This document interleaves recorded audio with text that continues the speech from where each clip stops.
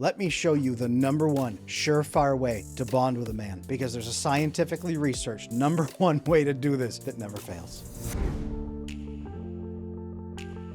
To teach you this, I need to talk about something called vasopressin.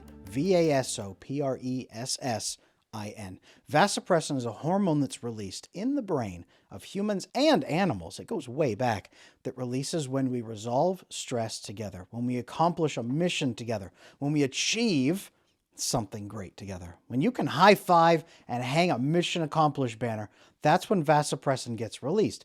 And it can be as simple as something like putting together IKEA bookshelves, doing a jigsaw puzzle, solving a financial issue, doing something with your business together, whatever it might be. Wherever you are, when you accomplish something together, this releases vasopressin. Now, why is vasopressin important? Well, it signals to your brain that you are that man's trusted ally. So when you step into a relationship with a guy, in any relationship, whether you're dating him or you're friends with him or he's your brother or your father or your son, when you accomplish a task together, it signals to his brain that you're a trusted ally. You're valuable in his life. He needs to keep you around. Vasopressin then opens the door for a number of things. It makes him protective of you and protective of your relationship, which also makes him emotionally invest in you. Now, vasopressin is really, really important for you too, because you're going to feel safer and more secure in that relationship. You both are going to start bonding to each other.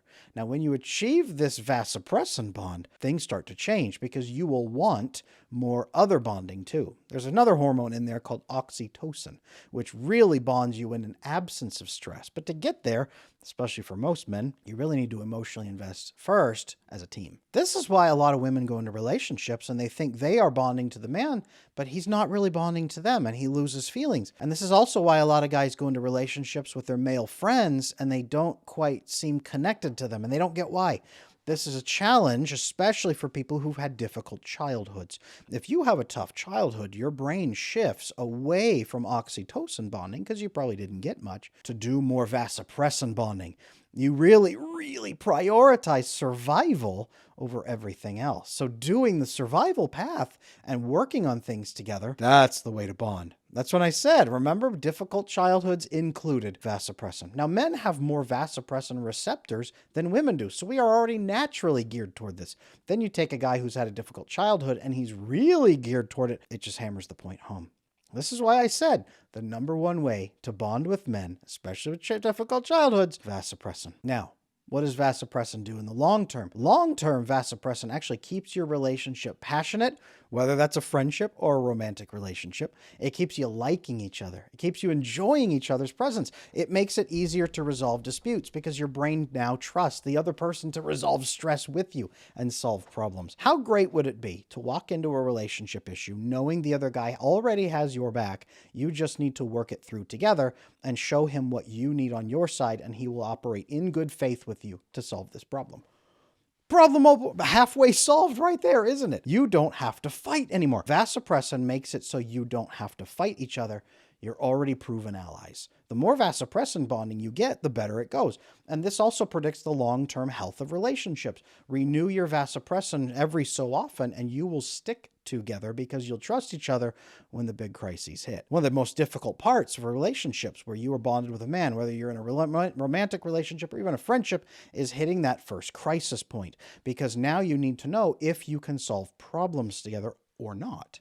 If you don't believe you can, your brain's going to freak out and be scared and say, I don't know, I have no tested data on this guy. I don't know what he's going to do. And if you go through it well and you vasopressin bond, hallelujah, it happens. And it's a good bond. And the relationship gets deeper as you go through stress together. This is the mechanism that when you go through stress together, you get tighter in bonding and connectedness.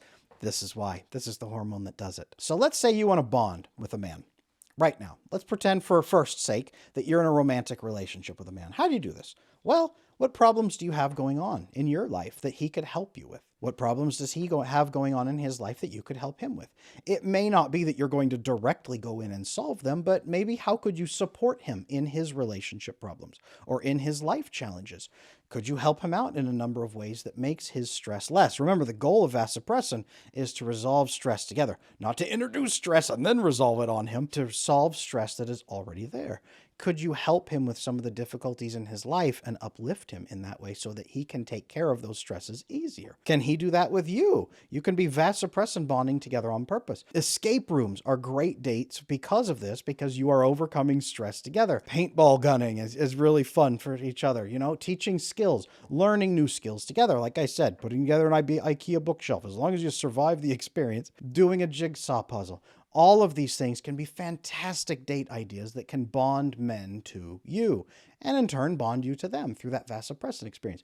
This can open the door later for oxytocin bonding on calmer dates, after the date, more relaxed engagement in that regard. And that's fantastic. If you're bonding with men as friends, you should be achieving something together. It doesn't mean just sitting and drinking beer and watching a movie. Not that there's anything wrong with that once in a while, but that's a little bit more oxytocin bonding. It's passive bonding. It's absence of stress. What do you do together? Do you go out and build a woodshed together? Do you go fishing together and actually catch things and then skin them and gut them and eat them and cook them and learn together? Do you go build a shed together and say, hey, this is an awesome shed we built, high five? This is like little boys, they build clubhouses and then they fill those clubhouses with stuff and they go on missions, and they're vasopressin bonding and oxytocin bonding at the same time. What are you accomplishing with your friends? I'm not saying you have to start a business together, but then again, maybe you do. Maybe you do start a business together, or maybe your two businesses segue together and you make each other some money. Maybe you boost each other in some way. Entrepreneurs do this all the time. That's a lot of vasopressin bonding by helping people solve problems. How are you helping your friends solve problems? And this is not about performance. This is not about approval. This is not about pretending people like you and making people like you because of the things you do for them. That's not what this is about. This is not an attachment problem. This is vasopressin bonding for someone you actually care about, so you are helping them with the stress in their life, or you're overcoming stress together as a team. Key difference there. Don't fall into that trap.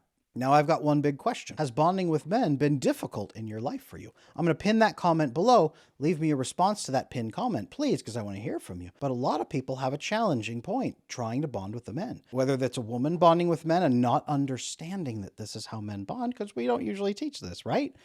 Men bond the same way women do. It's just holding hands and talking. Well, yeah, that's oxytocin bonding, but vasopressin bonding often has to come first. It's a challenge. And most women don't seek out stress on purpose at the beginning of a relationship. They oxytocin bond in the absence of stress. Men will emotionally invest after they have seen that you can work together as a team. And if you're a man who, for some reason, has had insecurity, attachment style issues, you're anxious attachment, you're insecure, you're worried, maybe you have a difficult time having male friends. Maybe you haven't been around many men in your life. Maybe your father was always critical. Maybe he was absent. Maybe he was just really depressed and weak and gone, and you didn't see him much. Maybe you just don't know how to bond with men. This happens to a lot of men, and so they have a difficult time making male friends. The way you make male friends often is to accomplish something together, whether that's gaming together, war gaming, that is actually vasopressin bonding, typically solving problems. It's also oxytocin bonding. Again, building things, going somewhere and accomplishing a task as a team. The military is really great for this. So are gangs, and so are construction crews. Accomplishing tasks together is a phenomenal way for men to bond. And that's why men in the military who accomplish tasks together as a unit stay friends until they are 95 years old, even if they haven't seen each other in 50 years. That's why this happens, because the brain remembers those vasopressin bonds. So if you have had a difficult time bonding with men in your life, or if you just want to make it better and you want to find a way to optimize those bonds, you want to help him commit, you want to find a healthy man who is even capable of good bonding, vasopressin is the ticket. Vasopressin building is the thing you need to build healthier bonds in your relationships with men. Do this.